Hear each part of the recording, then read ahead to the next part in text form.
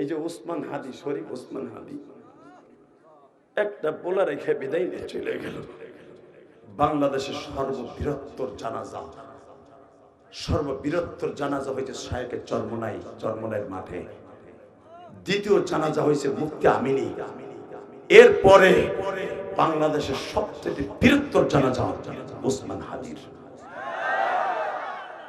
বাংলাদেশের জরিপে আমার জানা মতে মাত্র বিবাহ করছে 2020 সালে বিয়ে করছে। এই যে দীপ্ত কণ্ঠে বলে দিয়ে গেলাম মুসলমানের কি করছে ওসমান হাদি। 2 বছর আগেও জানি নাই ওসমান হাদির বাড়ি কই, কার পোলা কিচ্ছু জানি না। গোলাপ ফুলের মতো ফুটলো, খুশবু সরাইয়া জান্নাতের বাগানে শুয়ে রইল। এমন জীবন করিবে গঠন, মরিলে হাসিবে তুমি, কাঁদিবে জীবন। এত আলেমুল্লামা যদি সে খারাপ হইতো দোয়া করতো না। আলেম গো 10,000 টাকা দিয়ে তাই দোয়া করা যায় না? কথা কর না কেন?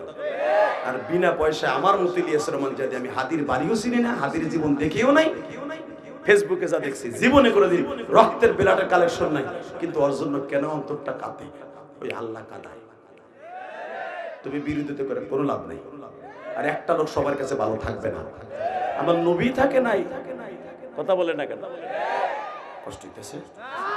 টাকা যুবকে দেখি রেডি রেডি। আল্লাহ তুমি আমার লগে দেহা দিলে না, বুঝলে না, আমার বিউস করে দিলে, 40 দিন বিউস হইলাম তুর পাহাড় পুইরা সুরমা হইল।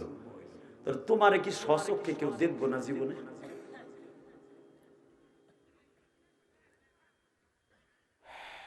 আল্লাহ বলে দেখবো।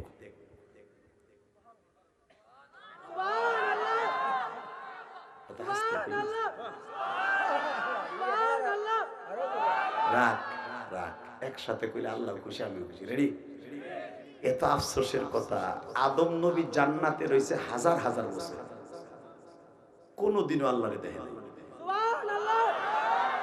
মা হাওয়া জান্নাতে রয়েছে হাজার হাজার বছর, জীবনে কোনোদিন আল্লাহর সাথে দেখা হয়নি। মুসা আলাইহিস সালাম দেখার লাগে কাঁদতে কাঁদতে বেহুশ হয়ে গেল। এক নজর দেখাতে যে বেহুশ হয়ে গেলে দেখতে পারলো না। মুসা আক্ষেপ করে বলল, তাহলে কি তোমার চর্মচক্ষে কি কোনো মানুষে দেখবে? তাফসিরে মারুফুল কোরআনে দেখবেন, বায়ানুল কোরআনে দেখবেন, উলুমুল কোরআনে দেখবেন, আল বিদায়া ওয়ান নিহায়া কিতাবে দেখবেন, তাফসিরে মুজহিরের মধ্যে দেখবেন, একই কওল, সবাই একই কথা বলে। মুসা আলাইহিস সালামের প্রশ্নের ছলে মুকদ্দারে জবাব আল্লাহ এভাবে দিলেন, তবু কারোর সাথে দেখা না দিলেও একজনের সাথে দেখা দিলেন। দূর সাতার ওয়াজি করুন না হয় নাই।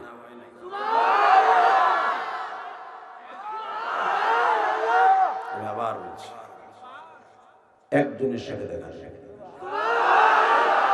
মুসা আলাইহিস সালাম তো খুব রাগী মানুষ। ওই লোকটাকে না, হ্যাঁ নাম কো, সে আসবে তো 3000 বছর পরে। আল্লাহ, তাহলে কি তার লগে আমার দেখা হইবে না? যার লগে তুমি তার লগে দেখা দিবা, তার একটু দেখাবা না আমার? তুমি তার লগে দাওয়াত দিয়ে না দেখা করাইবা, তুমি কইতাছো হে মুসা তুই তো প্রতিদিন দাওয়াত দিয়ে আসতি, আর আমি তারে দাওয়াত দিয়ে আনবো। শুধু দাওয়াত দিয়ে আনবো না, কি করব শুনবি? লিনুরিয়াহু মিন আয়াতিনা ইন্নাহু হুয়াস সামিউল বাসীর।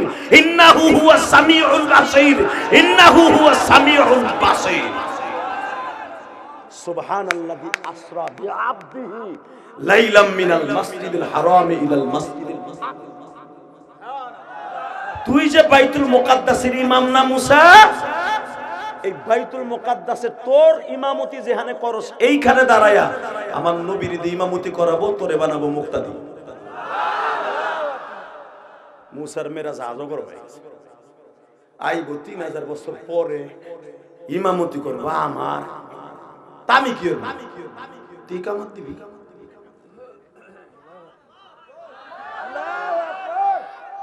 আল্লাহ, যারা এগুলো শোনার পর আওয়াজ দেয় না রে আল্লাহ, সবই তোমার কোরআনের কথা, এগো বাড়ি ঘর তুমি চিনো।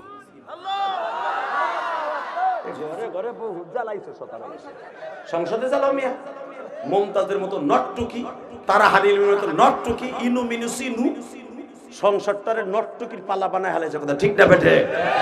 সংসার দুইয়া মুইসা আলেম উলামা পাঠাবো, মামুনুল হকরে পাঠাবো, সরমনে আল্লাহর কুতুবরে পাঠাবো, ডাক্তার শফিকুর রহমানরে পাঠাবো, বিএমপি দামি দামি ইসলামী নেতাগুলোরে পাঠাবো।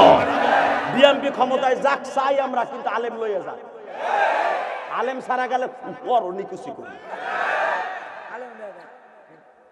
টেবুল থাপড়ায় বলতে হবে বাংলাদেশে ইসলামের বিরুদ্ধে কোনো কথা বলা যাবে না।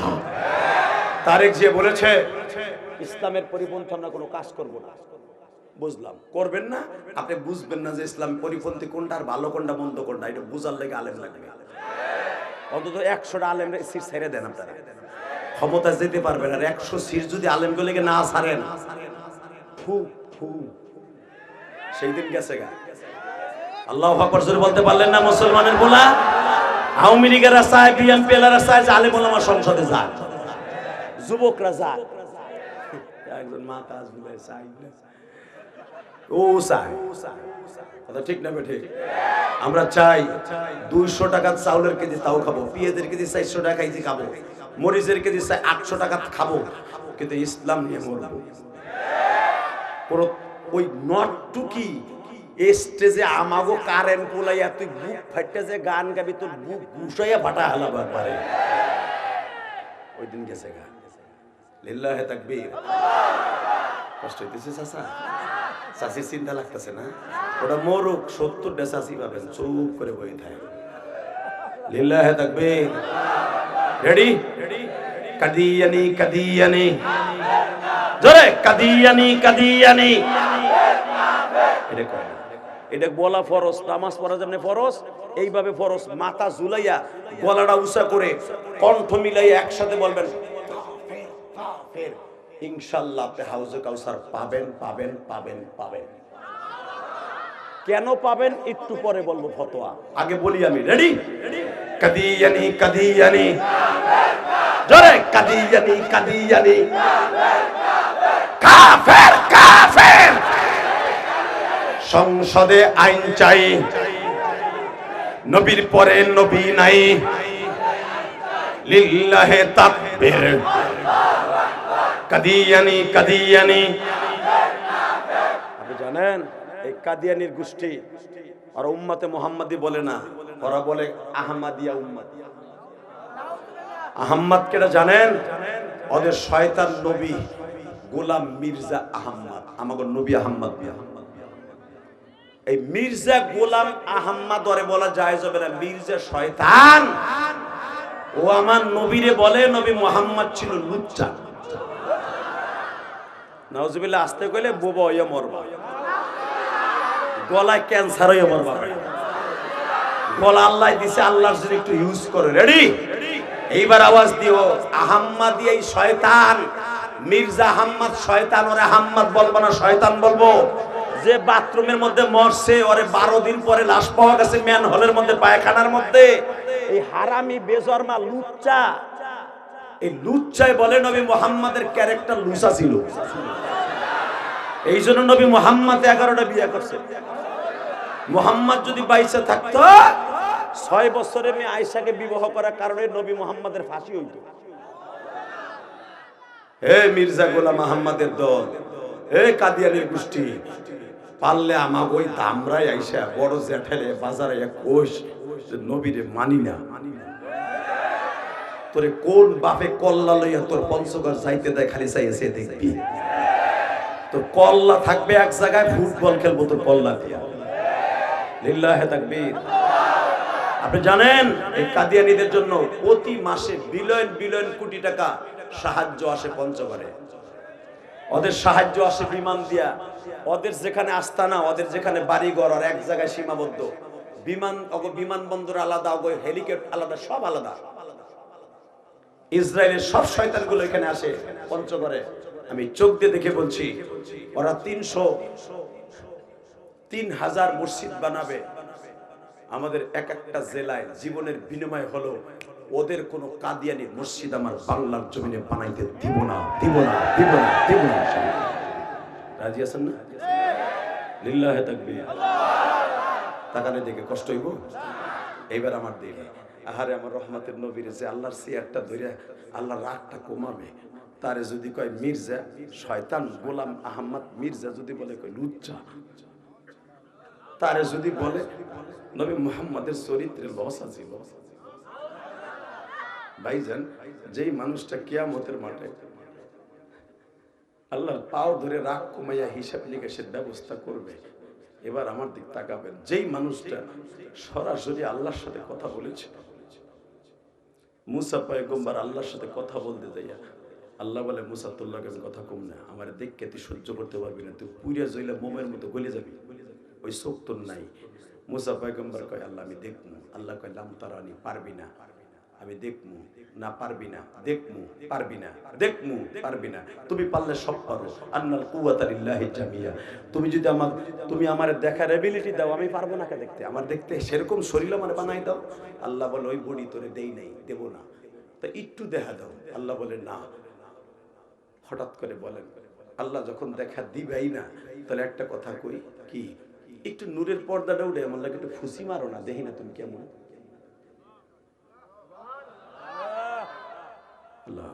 বুঝছি আপনাকে ব্যাটারিতে লাল দাগ উঠে গেছে, আপনাকে লাল দাগ উঠে গেছে, চার্জ দিতে আছে, ফুল দাগ আছে, আছে, আওয়াজ হবে।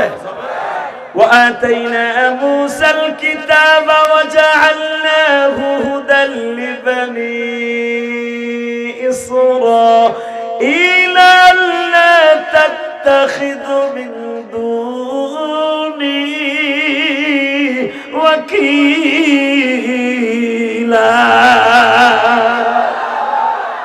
ذرية من حملنا مع نوح إنه كان عبدا شكورا। আমার কথা না কার কথা? হে মুসা, তুই তো বনি ইসরাইলের নবী। ওয়া আতাইনা মুসাল কিতাবা ওয়া জাআলনাহু হুদাল লিবানি, তুই তো শুধু বনি ইসরাইলের নবী। তোর জামানায় এখনো প্রায় 15,000 নবী এখনো রানিং আছে তোর জামানায়। তুই নবী, তোর ভাই নবী, তোর ভাই হারুন আলাইহিস সালাম নবী, তোর শ্বশুর শুআয়ব আলাইহিস সালাম সেও নবী, তোর ভাইগনা লূত সেও নবী, জুলকিফলে নবী, জুলকারনাইন নবী। আল্লাহু আকবার জোরে বলতে পারো না? তোর একই বংশে 13 জন নবী। আর আমার নবী যখন আসবে তাকে আমি বলবো কুল ইন্নী রাসূলুল্লাহি ইলাইকুম জামিয়া।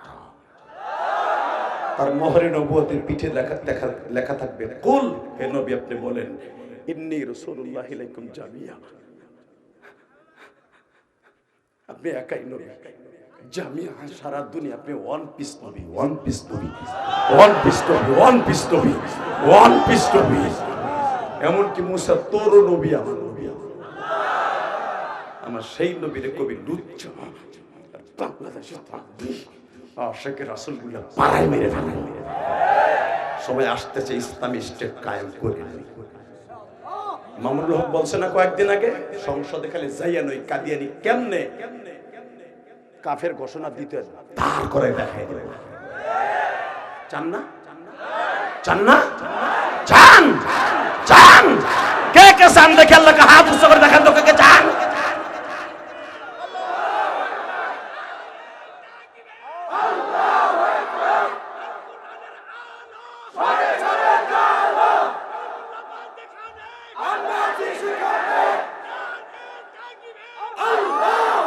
কাদিয়ানি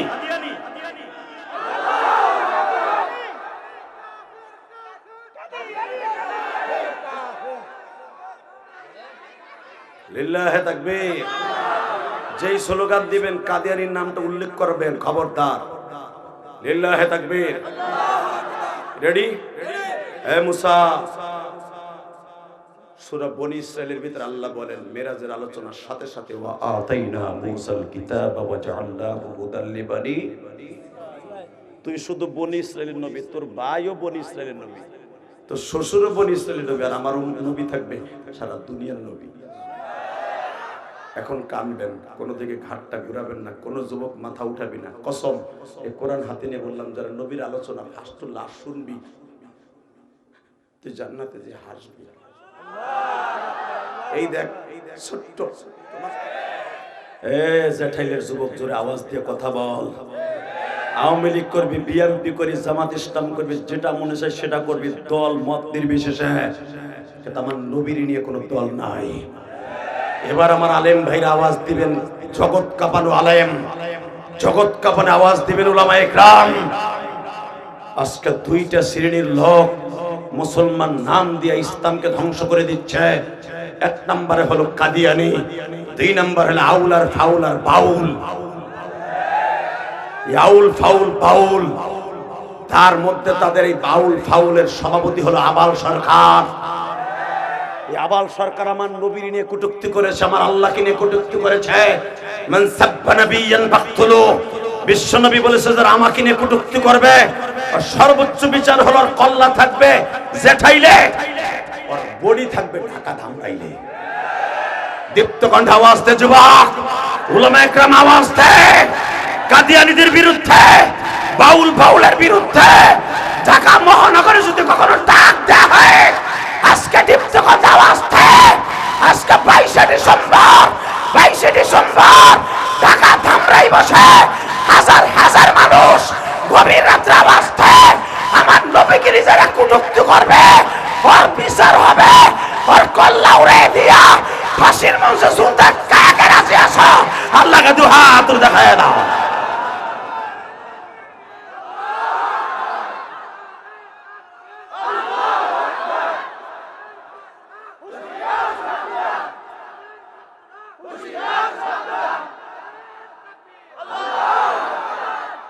আর একটা পাল্লা না, কাদিয়ানি পারলি না বড়া। বলেন আলেমরা বলেন,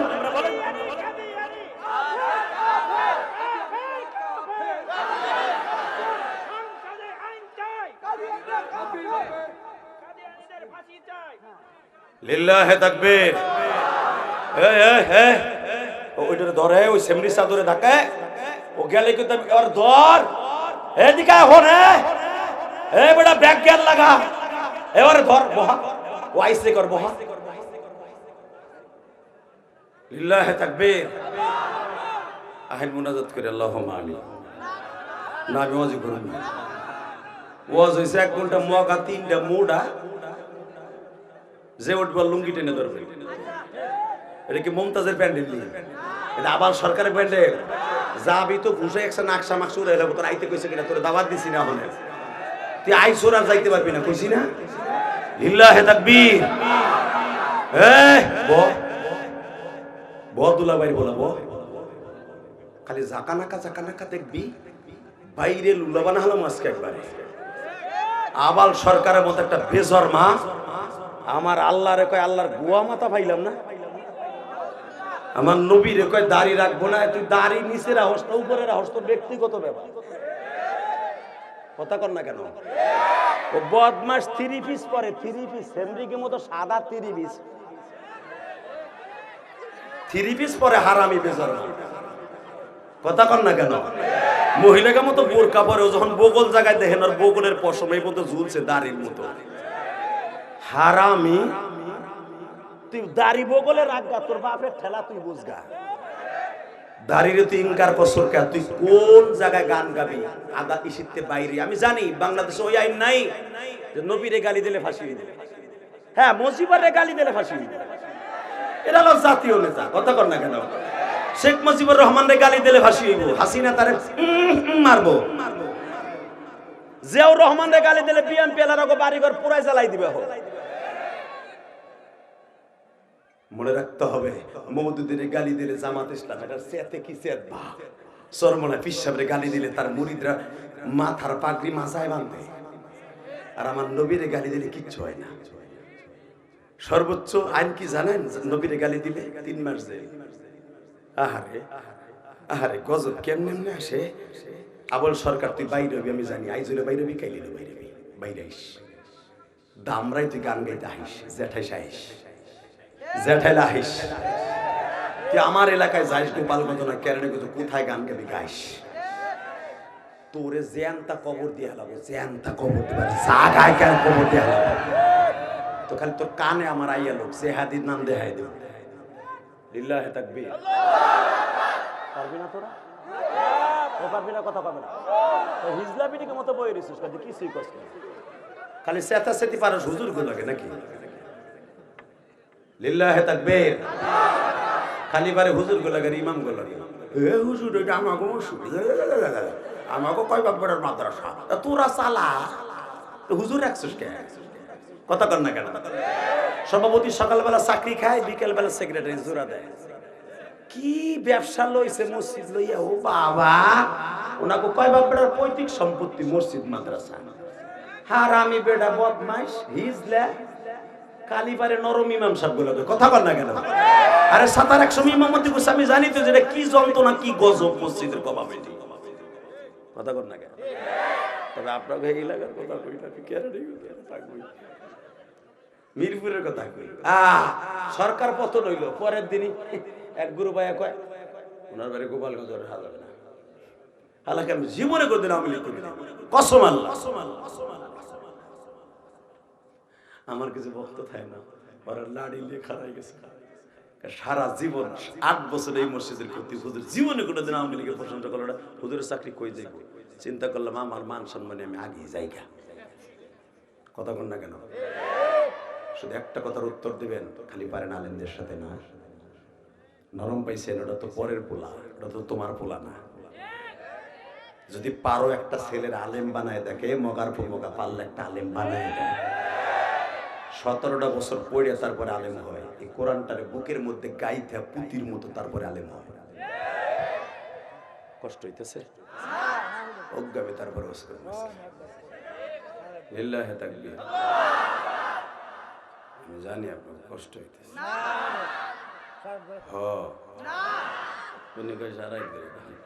ওনার একটু বারে ডায়াবেটিস ঢুকিতে প্রসাবে ধরবো, কিন্তু এনার মতো লোকের ধরবো না, ওই ভাইজানের ধরবো না। ওই দেখো, ওই যে জ্যাঠাইলের পোলা, ওই যে দেখো, কইছি না বড় জ্যাঠাইল এমনই। আমার সোহের উপর ওর একটু খুঁজা বাইর করতে রিমান্ড দেয়, লাইট ওরে খুইলে পিছনে নিয়ে ওইটার ভিতরে মার, আর দেখাই দে লাইট কোন হানে মারতে হয়। লিল্লাহে তাকবীর। কষ্ট হইতেছে। আর মাত্র 20 মিনিট কথা বলি।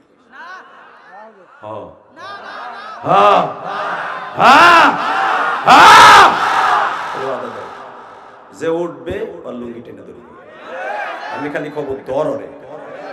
Ready ready? লিল্লাহে তাকবীর। এই আওয়াজ হইব না।